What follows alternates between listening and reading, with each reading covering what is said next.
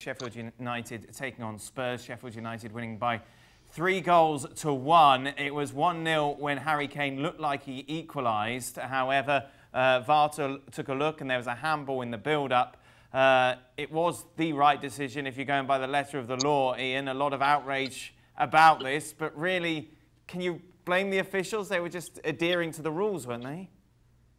Yeah, I think they had to actually give that under the letter of the law, as you say, Dan, because there was a handball. And of course, the ruling is that if it's accidental or deliberate, it doesn't matter which, in the build-up to the goal, then it has to be disallowed. But, you know, for crying out loud, we've got to get to a point where some common sense applies here. It was pretty clear, although it wasn't given, that Lucas Moura was fouled. That's the only reason he was on the floor, and the ball hit his hand. The goal should have stood by reasons of common sense, but they were unable to apply the common sense. So that's another thing they've got to look at, really, the international board who decide the laws of the game.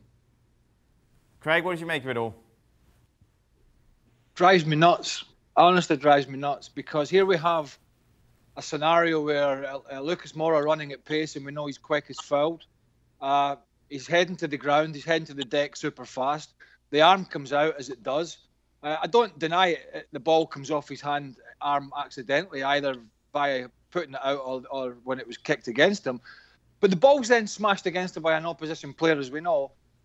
Kane scores, and the result is a free kick to Sheffield United. I mean, even that was wrong, because the result should have been a free kick to Tottenham because there was no advantage gained. But to Ian's point, the people that are sitting in these IFAB meetings have to have a real think about further down the line when they're making these laws up. Because, you know, if a player accidentally strikes the ball with the arm on his own and gains an advantage, I understand that.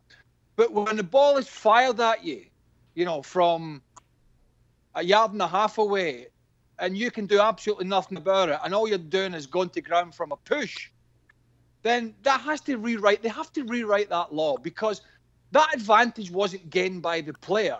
And it's just crazy. And I understand the frustrations, but they're going to have to find a way in this summer. There's going to be a short summer, as we know, for the football season, to find a way to get some clarification, better clarification around these stupid, horrendously stupid laws around accidental handball.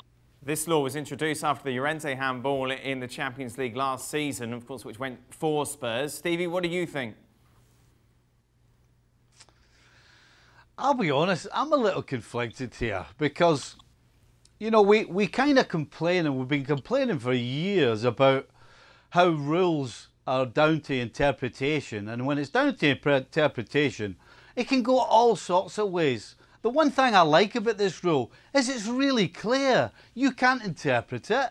It's plain, it's simple, and it's in your face. Now, you can dislike it, and in every rule, there's going to be a situation where it goes in the face of the law, and this is one of those. But this is one small one, in my opinion. I think the clearer the laws are, and they're not all going to be loved by everybody, but if it's clear and we all know the rules, then you have to go with the rules and abide by them. So in some ways it's good. I can see how a lot of people hate it, but for me, I'm not against it particularly. Away from that incident, Spurs were terrible. After that goal was disallowed, Sheffield United kicking on to win the game convincingly. This is what Jose Mourinho had to say about the second half performance in particular. You have to be ready to cope with negative moments and go to the last minute. Now I know more the profile of my players. I felt it. I feared that in the second half we wouldn't be strong enough to cope. Craig? Well, if he's feeling that, then he's got bigger problems than even he thought when he first put his big toe through the door of that training ground, because he's made some decisions, and one of those decisions is a partnership of Sanchez and Eric Dyer. Now, I don't see Eric Dyer as a midfield player, although he's played there. He's played well there at times, but I don't see him consistently as a midfielder, because I don't think he's mobile enough. And on recent performances, I don't see him as a centre-half either. So I think he's got some big issues there, Mourinho. He's got a back four that'll get you the sack. And its current climate, that back four will get you the sack. And they're making bad decisions. But hey, they've hired this man. They're not going to have a big budget in the summer. They've got some decent attacking players. They've got some talented players. And it's up to him to mould them into a side that can be better than what they are. Listen, what happened to the Jose Mourinho comes to the club and automatically we're more organised and we're better defensively and we're hard to beat? Where is it? We're not seeing it. They're hard to watch, Stevie, as well at the moment. Yeah, I mean, Craig said when he put his toe through the door, I'll tell you what he did was he followed with his big mouth and said, I like these players. These are a lot of these players I wanted. And 7 months later, is it? He's saying, oh, I'm just finding out about these players. I mean, I'm sorry. Sometimes you got to keep it closed. And he's talking himself into the players having mutiny. Like Manchester United, he's thrown them under the bus completely, basically saying they're gutless and they're not strong mentally.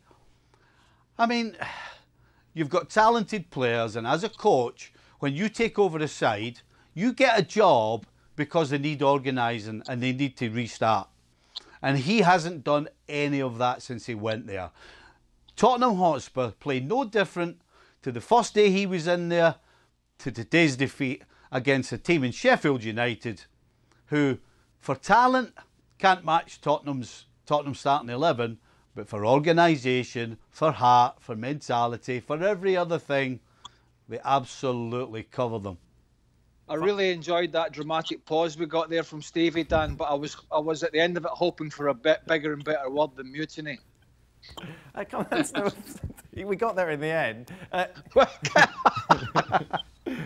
Ian, if I'm a Spurs fan, I'm finding it very difficult to find anything positive to look forward to at the moment. Well, you've heard about the defensive problems from Craig and Stevie, but what about the attacking work tonight? I don't think Henderson, the goalkeeper, had a save to make. I think they had 70% of the ball, Spurs, but you could have read a book in the time it took them to develop an attack tonight. They were slow, they were slow-witted. The defence you've heard about, the marking was shocking. They were ball watching, they were switching off. It was an absolutely shocking performance from them. And Jose Mourinho, talking about the players, he picked them. He's left Toby Alderweireld, who's probably the best defender they've got on the books, on the bench. Never got on. So Jose Mourinho has to address that. They look like they're going backwards, frankly, to me, Tottenham. I thought Sheffield United were right back to what they were before the lockdown. They were absolutely terrific, and they had a few players out injured as well, and they're right back in European contention. Well, Toby Alderweireld was a player he wanted at Man United, Ian, as you well know. So that's another one to Stevie's point about players that he either wanted to sign or said he knew they were very, very good before he got there. Listen, let's get to the big picture here.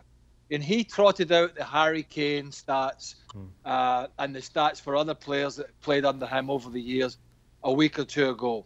If Tottenham Hotspur don't make any European football at all, and that's looking a huge possibility at the moment, the way they're playing, how do you sell it to one of the best and most sought-after strikers in European football, who's at an age, and coming off an injury-hit season, who's at an age where he's going to have to make some big decisions? Because you got to make hay while the sun shines, Dan, and other people come up the ladder, and all of a sudden you're not the flavour of the month anymore. So that would be the worry. And Tottenham fans can come on here and say to me, oh, Harry wants to stay at Tottenham, Harry wants to do this, Harry wants to do that. Harry doesn't want to be just above mid-table mediocrity. And that's where they are at the moment. That's a big concern for Tottenham Hotspur. How do you sell this project, if you want to call it that, to one of the best strikers in world football who could walk into most other teams?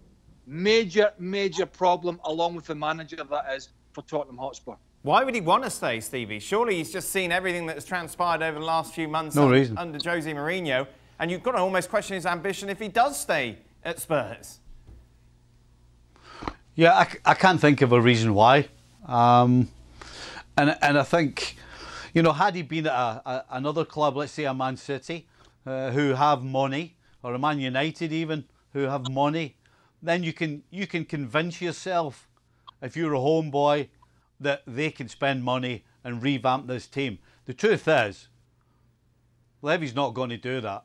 He's going to try and get bargains, as they've done over the last 5-6 years, and it's served them well to a point. But that catches up with you, and it's catching up with them right now because they can't revamp this team. I don't believe they've got enough money to do it. And so why would Harry Kane want to stay? I can't think of any reason whatsoever. And even when they've spent money, they've spent it badly. Ndombele has had an absolute nightmare. That's been a complete bust. Of course, Spurs spending a lot of money on him last summer, Ian. This club is in complete and utter disarray at the moment. It seems like that, doesn't it? And they're falling further and further behind in the race for a European place next season. And the guys are right. I don't think they've got a lot of money to spend. And Daniel Levy is notoriously miserly when it comes to doing the deals. And that is a very good point that Craig makes, I think, about Harry Kane, who is a Spurs boy. He's part of that club.